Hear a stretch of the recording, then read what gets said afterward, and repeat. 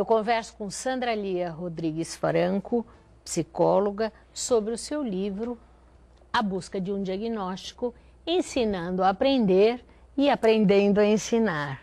Falando nisso, o que o seu livro pode estar ensinando as pessoas, a quem que ele se destina? Esse livro se destina a pais, educadores, profissionais da saúde e outras pessoas que têm interesse pelas semelhanças e diferenças dos seres humanos. Porque a gente fala de inclusão social a todo momento e principalmente a inclusão escolar. Como é que esse livro me ajudou como mãe e como eu acho que ele pode ajudar pais, né? Como lidar com essas crianças na colocação de limites, na percepção que a forma de raciocínio dessas crianças é diferente da nossa e que nós precisamos respeitar esta forma de raciocínio. Não podemos forçá-los a entrar no nosso mundo, temos que fazer uma mescla, né? E sempre com limite. Profissionais da saúde que tenham um acolhimento sempre gostoso, isso é importante. Que diagnóstico não se dá, de repente, em 15, 20 minutos, meia hora. O diagnóstico deve ser dado em conjunto. Nós temos equipes multidisciplinares. E especificamente aos professores, porque o professor é a nossa grande ajuda, porque o professor está em sala de aula, muitas vezes a família percebe algumas diferenças, mas é o professor quem muitas vezes detecta algo de diferente. Com certeza. Então, que estejam mais atentos e isso nos ajuda. Eu dou algumas dicas de como elaborar uma avaliação, que talvez uma avaliação muito complexa fica difícil para uma criança entender. E aí ele vai ter dois problemas. Diagnosticar não, mas entender o enunciado e a resolução do problema. Com certeza. Quando não haveria essa necessidade. Agora, Sandra, nós falamos de inclusão escolar, mas faltou falar um pouquinho da inclusão no trabalho. Conta pra gente um pouquinho. Essa inclusão no trabalho me preocupa bastante. Por quê? Fala-se em inclusão, fala-se em cotas, mas, pelo que eu andei pesquisando, as empresas em geral contratam portadores de necessidades especiais físicas, no lado orgânico. Quando se trata de necessidades especiais educacionais, eu ainda não conheço empresas que busquem gráficas, por exemplo, que seriam locais, porque eles são metódicos e eles não falham. É só ensinar, eles aprendem. A dificuldade é o contato com o público, por exemplo. Então, eu acho que a inclusão no mercado de trabalho ainda precisa ser bastante trabalhada, já há algumas instituições se mobilizando, mas é uma coisa para a gente pensar, né? O que é que vamos fazer?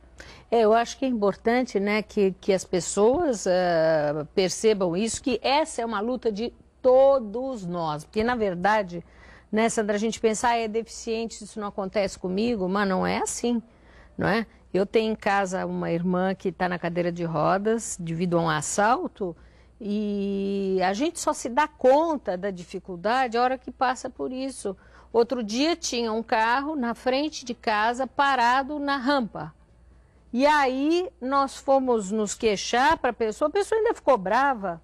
Então, veja, falta, eu acho que para nós, educação, uma civilidade. Sociedade mais inclusiva. Civilidade, né? Isso, meu Deus do céu, porque resultado, ela não pôde passar pela calçada, tivemos que dar uma volta enorme para ela poder passar com a cadeira de rodas, então isso, é complicado. Mônica, é uma questão que se vê, você vê o deficiente físico, né? Você percebe a diferença. Quando você lida com especiais, educacionais, aparentemente você não vê diferença. E você vai tratá-lo da mesma forma como você trataria uma pessoa como nós. E aí, como é que fica isso, né? Como é que vai ser o mercado de trabalho? Isso me preocupa. Muito complicado, com certeza. Eu acho que então cabe a gente, através do programa, através do livro, de todas as formas de comunicação, começar a mexer um pouquinho nessa realidade, né? Perfeito. E hoje, Gustavo, como é que ele está? O Gustavo sempre esteve ótimo, né? A preocupação é da mãe e do pai, mas enfim. O Gustavo está terminando o ensino médio, ele estudou em escolas particulares a vida toda. Hoje ele ainda não fala sobre o mercado de trabalho, mas ele começa a perceber outras coisas. Quando ele assiste à TV, ele fala, olha mãe, olha, o menino trabalha ali, você acha que um dia eu poderia fazer isso? Eu falo, lógico que pode, e a gente vai tentar junto. Então nós estamos sempre motivando, sempre até ensinando a atravessar uma rua, porque se o semáforo estiver amarelo para o vermelho, jamais ele atravessará, porque ele aprende e ele não esquece. Então, a vida é um aprendizado, por isso ele se chama Ensinando a Aprender. Você aprendeu muito? Eu acho que tem sido a minha grande escola. Eu sou uma pessoa estudiosa por natureza, mas eu nunca imaginei que essa história fosse ser para mim o grande aprendizado da minha vida. Faço uma ideia, porque não é fácil, não é, Sandra? Não foi fácil, vamos dizer assim. Não, e não é fácil no dia a dia. Então, eu conto as vitórias, porque a nossa vida é marcada por vitórias, por muito sucesso, mas para chegar até ali é difícil, às vezes com ele na rua, às vezes ele fala alto, a entonação de voz, ele não consegue perceber a diferença. Aí eu falo, Gu, ele fala, eu pisei na bola, mãe, filho, você pisou na bola. Então, nós precisamos sempre delimitar um pouquinho, segurando rédeas, e ele fala, mãe, eu já sou grande. Sei, filho, mas vamos com calma, estamos ao seu lado.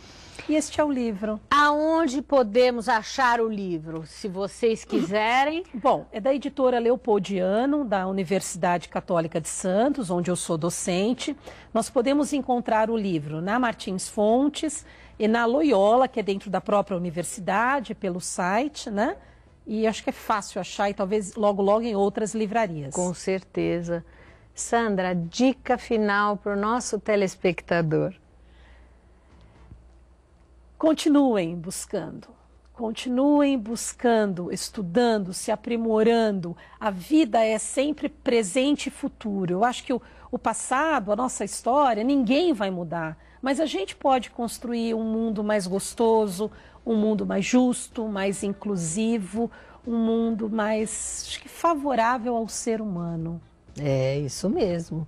Muito legal, querida. Muito bom ver enfim, dessa história, assim, com tanta coisa, surgiu uma coisa tão bonita. Que bom, eu espero que vocês gostem, que adquiram o livro. A nossa intenção não é necessariamente a venda, mas é a divulgação. Se vocês tiverem alguém para presentear, porque às vezes a família não enxerga algumas necessidades dos próprios filhos. Isso às vezes mesmo. você dá de presente e a família lê, olha, e vai buscar ajuda. Muito legal, muito obrigada. E você agora tem uma nova forma de se comunicar com a gente. Foi inaugurado o Santa Portal. Então basta acessar www.santaportal.com.br, vai lá no ícone blogs e o meu blog é o blog Em Família. Portanto, cada semana vai ter um artigo diferente para vocês estarem curtindo. Até o próximo Arte de Viver.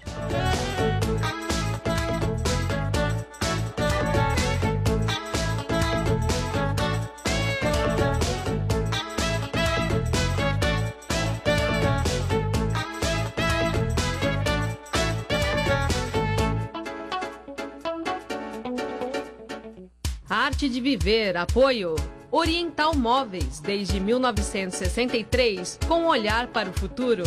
Renata Guimarães de Melo, Arquitetura e Interiores, projetando e concretizando sonhos.